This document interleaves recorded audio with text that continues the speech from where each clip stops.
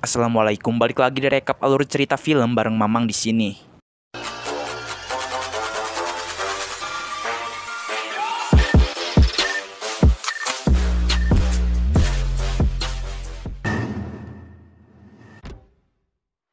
Hai seluruh, selamat datang kembali di channel ini. Sesuai requestan paling banyak dari kalian, di kesempatan kali ini Mamang akan rekap alur cerita dari serial film horor Indonesia yang berjudul Kisah Tanah Jawa Merapi. Film ini merupakan film serial horor pertama Indonesia dengan tema found footage horror yang tayang perdana pada tahun 2019 di iFlix. Jumlah episodenya ada 6 seluruh. Dikarenakan memori HP Mamang udah sekarat dan juga biar durasinya nggak terlalu panjang, maka di video kali ini Mamang akan rekap alur cerita dari episode 1-3 dulu ya seluruh.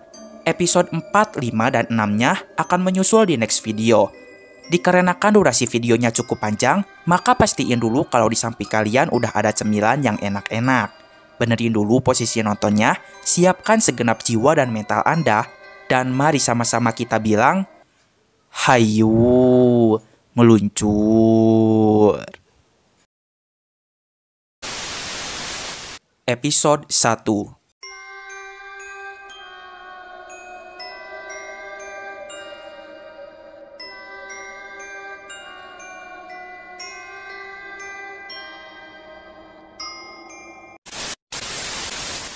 Film ini menceritakan tentang dua sahabat yaitu Andi dan Babon. Mereka akan membuat video dokumentasi mengenai temannya yang menghilang saat mendaki Gunung Merapi. Temannya itu bernama Rio. Beberapa hari yang lalu, Rio mendaki bersama para pendaki lain ke Gunung Merapi. Tapi tiba-tiba mereka semua menghilang. Dan ada sebuah rekaman video yang sudah tersebar ke sosial media yang memperlihatkan kejadian mengerikan mereka semua sebelum adanya kabar jika mereka menghilang. Di video itu terlihat ada sebuah penampakan. Dan film Kisah Tanah Jawa Merapi pun dimulai. 2 hari setelah terdengarnya kabar itu, tim SAR pun berhasil menemukan para pendaki yang menghilang, kecuali Rio. Ia menghilang entah kemana, hingga para tim SAR kesulitan mencarinya. Diketahui mereka berdua sangat dekat dengan Rio, karena mereka bertiga telah berteman sejak kecil. Di samping itu, ibunya Rio sangat bersedih. Ia pun mengadakan pengajian di rumahnya agar Rio bisa segera ditemukan. Mereka berdua yang merupakan sahabat baiknya Rio sudah seharusnya datang dan memberikan semangat kepada ibunya Rio. Di sana mereka disambut dengan baik. Tak lama dari itu, Babon yang memiliki mata batin melihat ada hantu pengantin di rumah ini. Beberapa hari setelah pencarian, para tim SAR memutuskan untuk berhenti karena cuaca semakin buruk. Medannya semakin sulit, sehingga mereka tidak meneruskan pencarian. Mereka pun mengeluarkan pernyataan jika Rio telah meninggal, walaupun jasadnya belum berhasil ditemukan. Karena mereka pikir jika manusia akan sulit bertahan hidup di atas gunung dengan cuaca yang buruk. Malam harinya, mereka berdua menginap di rumah ini, karena besok ada proses pemakamannya Rio. Ketika sedang tidur, tiba-tiba Babon terbangun dan melihat kameranya sudah ada di dekat dapur. Ia pun terkejut karena melihat ibunya Rio sedang memotong daging dengan sangat keras. Babon segera membangunkan Andi dan mengajaknya ke dapur. Tiba-tiba si ibu bilang kalau seharusnya mereka berdua ikut mendaki gunung. Setelah itu ia pingsan. Keesokan harinya, mereka segera menuju pemakaman. Setelah mendengar pernyataan dari tim SAR bahwa Rio telah meninggal, maka para warga membuatkan makam untuk Rio. Makam itu isinya kosong seluruh. Semua ini hanya keinginan warga saja, yaitu harus tetap ada pemakaman. Dan mereka pun mengaji untuk memberikan doa kepada Rio. Seketika ibunya marah. Ia mengatakan jika mereka semua berdoa untuk siapa. Anaknya Rio masih hidup sampai sekarang, ucap si ibu. Andi segera membawa si ibu pulang ke rumah supaya emosinya turun. Di rumah, mereka akan makan makanan kesukaannya Rio. Di meja makan, Babon bertanya, jika sebelum Rio berangkat ke Gunung Merapi, apakah ada tanda-tanda atau tingkah aneh yang dilakukan oleh Rio? Ibunya menjadi ingat, jika beberapa hari sebelum naik gunung, Rio jadi sering lembur buat nyelesain semua pekerjaannya. Sampai-sampai Rio sering tidur di sofa ruang tamu. Dan perilakunya pun menjadi aneh, Slur. Ia yakin jika Rio masih ada di luar sana. Ia mengatakan jika Rio sering datang ke mimpinya. Rio sudah menganggap Andi sebagai adiknya. Begitu pula dengannya yang sudah menganggap Andi sebagai keluarga. Ia bilang kalau Andi pasti paham akan perasaannya. Sebelum pamit, Andi mengembalikan berkas-berkas milik Rio karena Rio bekerja di tempatnya. Setelah itu, ibu pun memberikan sejumlah uang kepada Andi. Ibu itu memaksa agar Andi menerimanya. Andi yang tak bisa menolak pun merasa kebingungan akan diapakan uang yang cukup banyak itu.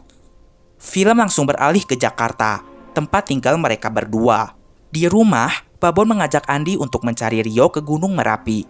Andi mengatakan jika Rio itu sudah menghilang selama 2 bulan. Apa yang Babon harapkan lagi? Babon menjawab, mungkin saja perkataan si ibu benar kalau Rio masih hidup. Faktanya jika Rio bertahan dengan cukup cadangan minuman, cadangan makanan, bisa saja Rio masih bertahan hidup sampai sekarang. Apalagi Rio memiliki skill mendaki yang cukup mumpuni. Dan mungkin tujuan si ibu memberikan sejumlah uang kepada Andi, yaitu dengan maksud meminta tolong agar Andi pergi ke Gunung Merapi untuk mencari Rio. Tak lama kemudian, datanglah seorang perempuan bernama Lydia. Ia adalah tunangannya Rio. Ia mengatakan jika Rio belum mati. Ia sering didatangi Rio di dalam mimpi. Di dalam mimpi, Rio memintanya untuk menjaga baik-baik cincin pertunangannya. Cincin itu ia dapatkan tak lama setelah mendengar kabar jika Rio menghilang di Merapi. Tapi anehnya ia ingat jika Rio memakai cincin ini juga saat mendaki gunung. Lalu ia pun marah kenapa pada saat itu Andi batal ikut mendaki dengan Rio ke Merapi dan membiarkan Rio pergi mendaki sendirian. Setelah itu ia pun pergi. Setelah mendengar kata-kata itu, Andi mulai sadar jika ia harus mencari Rio. Rio lebih dari sekedar partner bisnisnya.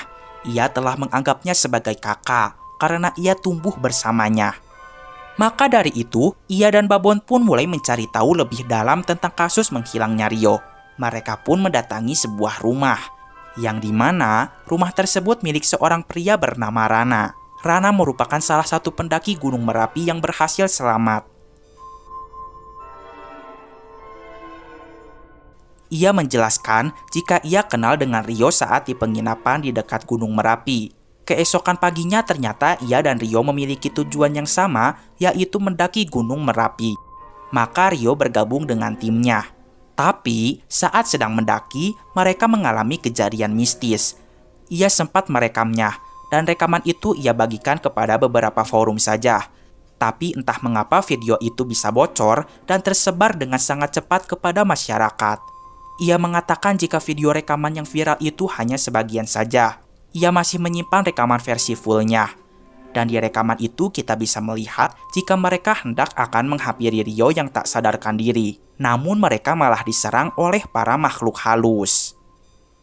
Setelah mewawancarai Rana, mereka berdua memutuskan untuk pergi ke Gunung Merapi. Kita berpindah ke daerah istimewa Yogyakarta. Kota yang dijuluki sebagai kota pelajar. Namun tak sedikit hal-hal mistis yang ada di kota ini, Slur, karena Gunung Merapi terletak di Yogyakarta. Apakah ada orang Yogyakarta di sini? Sebelum itu mereka akan mendatangi rumah Pak Wicaksono, kepala desa di kampung ini. Mereka akan bertanya lebih lanjut tentang menghilangnya Rio. Pak Wicaksono mengatakan jika mereka ingin mencari temannya yang hilang di Gunung Merapi, maka mereka harus meminta bantuan kepada juru kunci Merapi. Malam harinya, Pak Wicaksono mengantarkan mereka ke sana.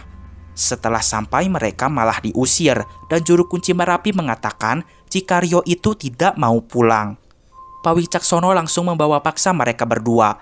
Mereka kebingungan, mereka hanya ingin mencari temannya saja. Tetapi, mengapa mereka malah diusir dengan kasar?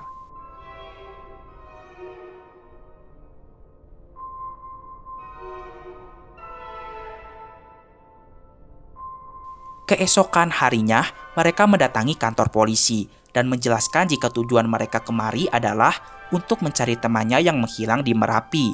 Tapi bukannya menolong, juru kunci Merapi malah mengusir mereka. Namun polisi tidak bisa berbuat apa-apa. Malahan polisi ikut mendukung agar rencana mereka mencari temannya dibatalkan saja. Mereka harus menghargai kepercayaan yang ada di desa ini. agar mereka tidak celaka. Malam pun tiba. Mereka memilih untuk menginap di Hotel Lereng Merapi. Anehnya hotel ini sepi Slur, padahal sedang malam minggu.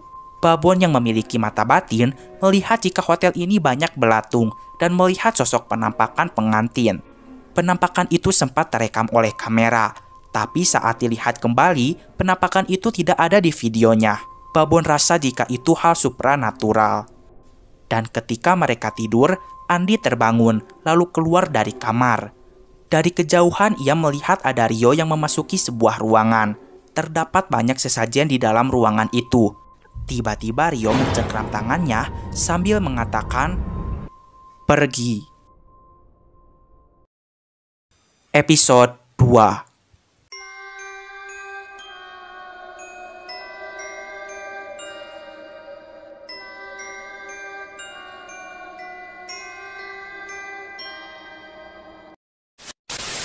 Ternyata kejadian tadi hanyalah mimpinya Andi saja.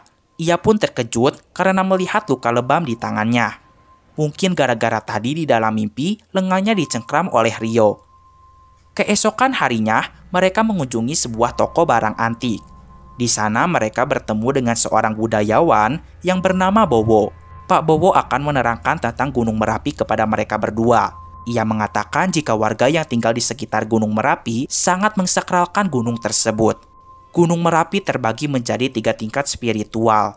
Pada bagian atas, gunung diperuntukkan untuk para arwah berenergi positif. Di bawahnya diperuntukkan untuk para arwah berenergi negatif. Sedangkan pada bagian paling bawah ditempati oleh para arwah gentayangan. Ada yang menjadi penunggu pohon, batu-batu besar, jembatan yang selalu mengganggu manusia. Lalu Pak Bowo mengatakan jika Rio teman mereka sudah tidak ada di sana lagi. Seketika Andi terkejut, padahal ia belum bilang kalau Rio menghilang di Gunung Merapi. Tapi tiba-tiba Pak Bowo mengatakan hal itu. Setelah itu mereka pergi ke tempat rental motor. Di sana Andi memberikan informasi kepada Babon. Ia mendapatkan info dari internet jika kebanyakan pendaki yang menghilang di Gunung Merapi berhasil ditemukan di kawasan Pasar Mubrah. Rata-rata orang yang menghilang di atas gunung pasti akan selalu selamat dan berhasil ditemukan. Dan orang yang selalu membantu menemukannya adalah Juru Kunci Merapi. Tapi mereka merasa tidak adil. Mengapa pada saat kemarin Juru Kunci malah mengusir mereka, bukan menolongnya? Maka dari itu, mereka berdua segera menuju rumah Juru Kunci Merapi lagi.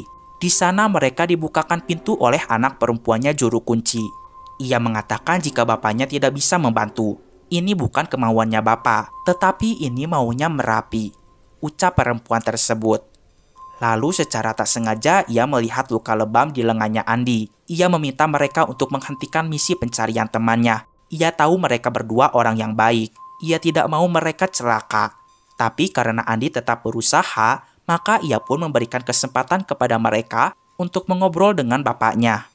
Tetapi dengan syarat tidak boleh direkam. Setelah masuk ke dalam rumah, ternyata hanya satu orang saja yang diperbolehkan masuk ke dalam kamarnya Juru Kunci, dan Andilah yang akan menemuinya. Juru Kunci mencoba untuk menyembuhkan luka lebamnya Andi, dan ia pun memberikannya sebuah kembang kantil. Di samping itu, Babon melihat-lihat isi rumah tersebut sambil direkam oleh kamera. Ia pun melihat ada menyan di depan sebuah kamar. Ketika dicek, ia melihat nenek-nenek sedang meriasi hantu pengantin. Babon langsung berlari keluar rumah karena terciduk oleh si bapak penjuru kunci. Setelah itu, mereka pergi ke rumah salah satu temannya Rio saat mendaki Gunung Merapi yang berhasil diselamatkan. Orang itu bernama Yuda. Mereka bilang jika mereka akan mendaki Gunung Merapi untuk mencari Rio. Yuda menjawab tidak boleh. Tidak ada yang boleh mendaki gunung itu. Dan Gunung Merapi harus ditutup. Andi kesal. Apa alasan Yuda melarangnya untuk mendaki Merapi? Tapi Yuda malah ketakutan seperti melihat sesuatu yang menyeramkan. Dan tingkahnya pun agak-agak seperti orang gila Slur. Keesokan harinya, mereka memutuskan untuk mendaki Gunung Merapi. Tapi sebelum itu mereka harus mencari seorang pemandu. Menurut salah satu warga, sekarang para pemandu sedang berada di rumahnya masing-masing. Tapi ada yang bersedia juga untuk menjadi pemandu mereka berdua, namun dengan bayaran 2-3 kali lipat lebih mahal. Menurut mereka itu terlalu mahal. Mereka pun segera mengunjungi rumah para pemandu pendaki gunung. Tapi rumahnya ada yang kosong dan ada juga yang tidak mau membantu karena mereka tidak mau naik ke Gunung Merapi. Saat sedang berjalan, Babon melihat banyak belatung jatuh dari tasnya Andi. Ternyata di dalam tasnya banyak sekali belatung. Dan di lengannya pun ada belatung juga. Mereka segera menepi dan seketika seorang bapak bernama Suratno mengatakan kepada Andi jika lukanya itu bukan luka biasa. Itu ketempelan. Pak Suratno pun menawarkan Andi untuk mengobati lukanya. Pertama-tama ia memercikan air yang sudah dijampi-jampi. Lalu ia membalutnya menggunakan daun. Setelah itu ia bertanya, mereka berdua akan pergi kemana? Dari tadi pagi ia melihat jika mereka bolak-balik di depan rumahnya. Andi menjawab jika mereka sedang mencari pemandu untuk mendaki Gunung Merapi. Setelah mendengarkan hal itu, Pak Suratno pun bersedia untuk menjadi pemandu mereka. Sebenarnya ia seorang peternak, tapi ia juga sering menjadi pemandu jika para pemandu lainnya sedang tidak ada. Pak Suratno akan mengantarkan mereka 2 hari lagi, dan untuk mendaki Gunung Merapi itu harus 5 orang. Tak lama dari itu, mereka melihat jika luka di lengannya Andi seketika sembuh. Mereka mulai mempercayai kesaktian Pak Suratno, dan mereka segera mencari 3 orang lagi. Hari semakin siang. Mereka akan beristirahat dulu ke salah satu kafe di Jalan Prawiro Taman. Di belakang mereka terlihat ada seorang YouTuber yang sedang membuat vlog. Tak lama dari itu ponsel milik Babon berbunyi. Ternyata temannya menelepon. Temannya mengatakan jika ia tidak jadi ikut mendaki ke Gunung Merapi. YouTuber itu mendengar percakapan Babon dan temannya. Ia pun mengetahui jika mereka akan naik ke Merapi. Setelah itu ia mendatangi Andi dan Babon. Ia bernama Citra. Dan ia ingin ikut bersama mereka mendaki Gunung Merapi. Ia akan membuat vlog di Gunung Angker tersebut, dan ia yakin pasti videonya akan viral. Ya mau bagaimana lagi, Andi dan Babon pun mengizinkan Citra untuk ikut mendaki. Mereka kekurangan 2 orang lagi. Citra pun memperkenalkan mereka kepada 2 pasutri, pasangan suami istri yang baru saja menikah. Mereka adalah Dika dan Nadia, dan mereka bersedia ikut mendaki ke Merapi. Karena mereka ingin tahu rasanya menaklukkan Gunung Merapi.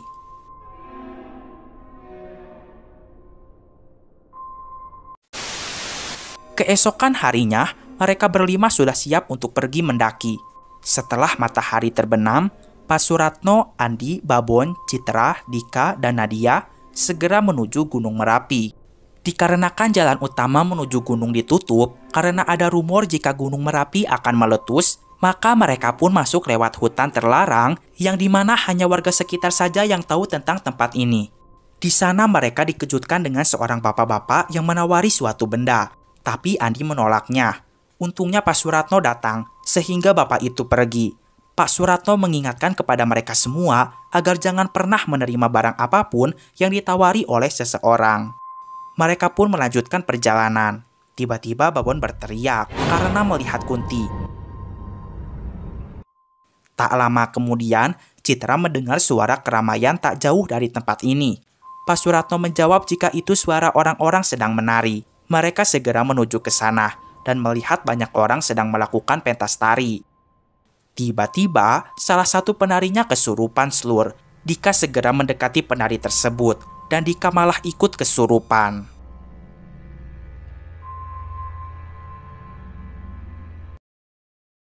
Episode 3.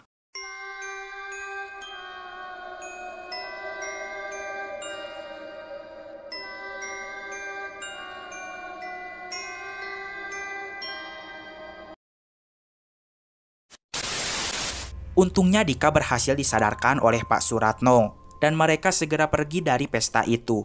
Setelah itu Pak Suratno menjelaskan jika jalan utama Gunung Merapi ditutup bukan karena gunung akan meletus, tetapi karena sedang ada pesta. Melihat kejadian tadi, Nadia mengajak Dika untuk pulang, tapi Dika tidak mau. Ia ingin naik ke atas Gunung Merapi. Andi bilang kalau mereka sudah tanggung naik, jadi mereka lanjutkan saja pendakiannya. Oleh karena itu Nadia tidak jadi pulang. Tetapi ia ingin diberkati oleh Pak Suratno dulu agar selama pendakian mereka tetap aman dan selamat. Mereka semua segera diberkati oleh Pak Suratno. Setelah itu mereka meneruskan pendakiannya menuju pos 1.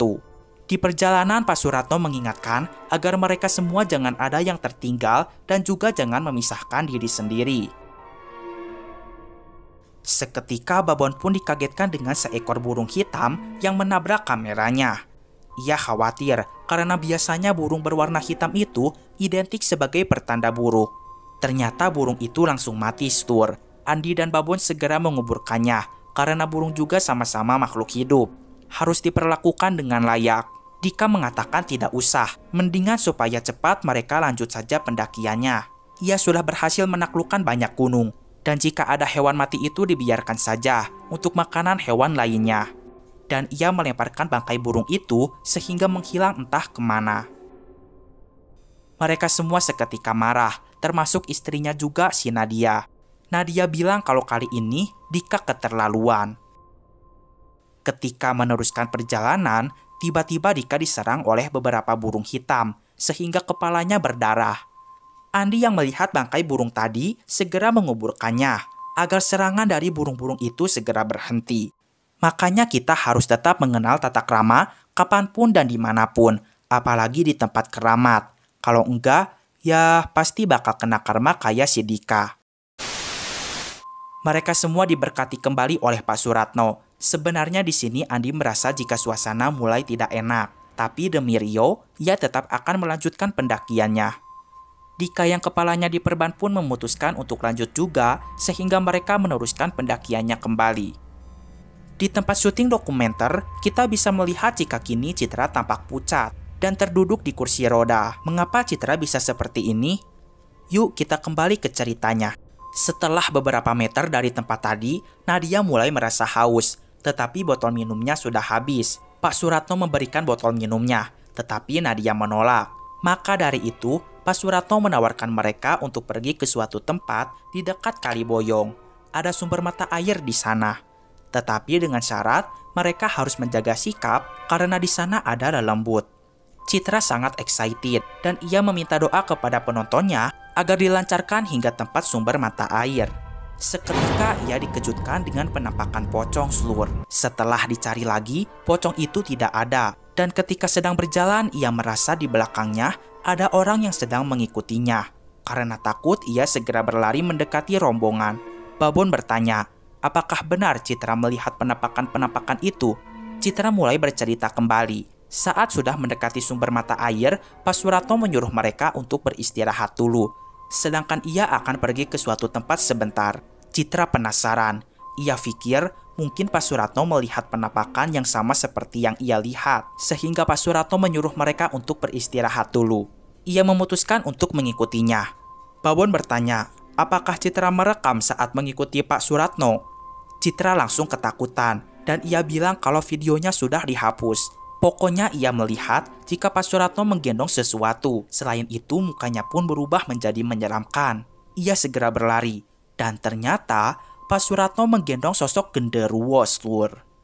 Ia tidak mau mengingat ini lagi. Ia tidak sanggup dan mau pulang saja. Tapi ia ditenangkan oleh Andi dan diberikan segelas minum.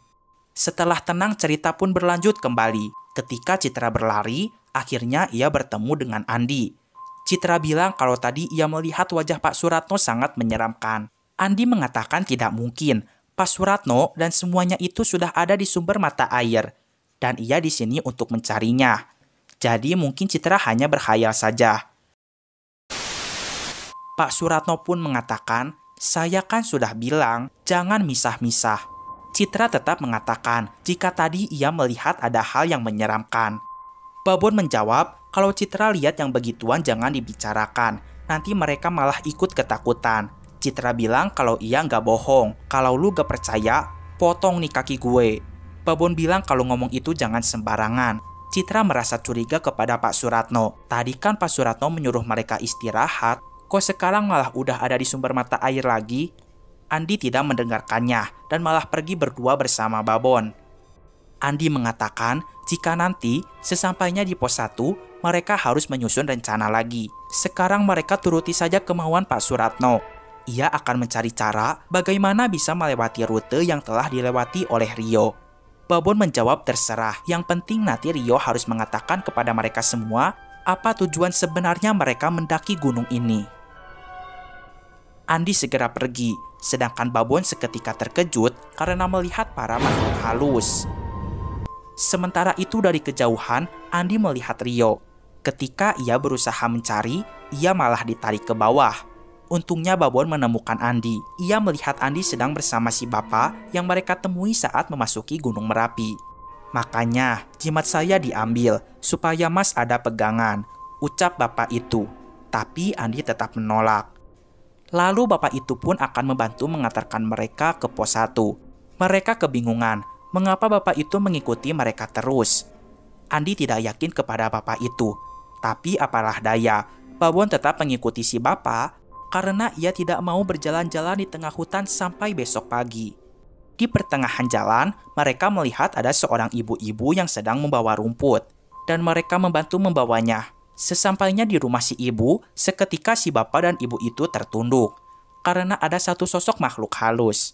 Setelah itu mereka akan melanjutkan perjalanannya, tapi mereka malah diganggu oleh sesuatu yang berwarna hitam. Bapak itu pun menyarankan agar Andi dan Babon segera turun dari gunung ini, karena ada yang gak seneng mereka ada di sini. Tapi Andi pantang turun sebelum menemukan Rio. Di sisi lain, mereka semua sedang menunggu kedatangan Andi dan Babon di sumber mata air. Karena tak kunjung datang, mereka pun memutuskan untuk pergi saja ke pos 1. Nanti kalau sudah pagi, Pak Suratno akan berusaha mencari mereka berdua lagi. Ketika OTW pos 1, Citra mulai ngevlog lagi, karena saat itu mereka telah sampai di Kaliboyong. Ia tahu tentang daerah Kaliboyong. Ia mengatakan jika di sini ada koloni pocong. Yang perlu diwaspadai di sini bukan pocong warna putih, tapi pocong warna merah. Mereka duduk dulu sebentar di sana. Citra melihat ada yang berwarna merah di belakang Nadia dan Dika. Pak Suratno meminta agar mereka tidak berisik, karena di sini ada pocong merah. Tak lama dari itu, Nadia melihat hidung dan telinga Citra mengeluarkan darah. Pak Suratno segera mengusap wajah Citra, sehingga Citra memuntahkan darah. Setelah itu mereka akan meneruskan perjalanan. Ketika sedang berjalan, Dika melihat jika tas Citra basah. Setelah dipegang ternyata itu darah. Tapi ketika dicium, ternyata itu bukan darah Slur, melainkan sirup. Mereka segera menggeledah isi tasnya Citra. Dan ternyata memang benar, itu darah palsu. Nadia memarahi Citra karena ia pikir jika tadi Citra benar-benar muntah darah. Dika mengatakan jika konten Citra basi, dan Nadia meminta video ini diposting agar para penontonnya tahu jika mereka telah ditipu. Di samping itu, Andi akan tetap lanjut mendaki Gunung Merapi. Jika itu keputusan Andi, maka si bapak memberikannya jimat itu lagi untuk jaga-jaga. Tapi lagi dan lagi, Andi menolaknya, lalu pergi.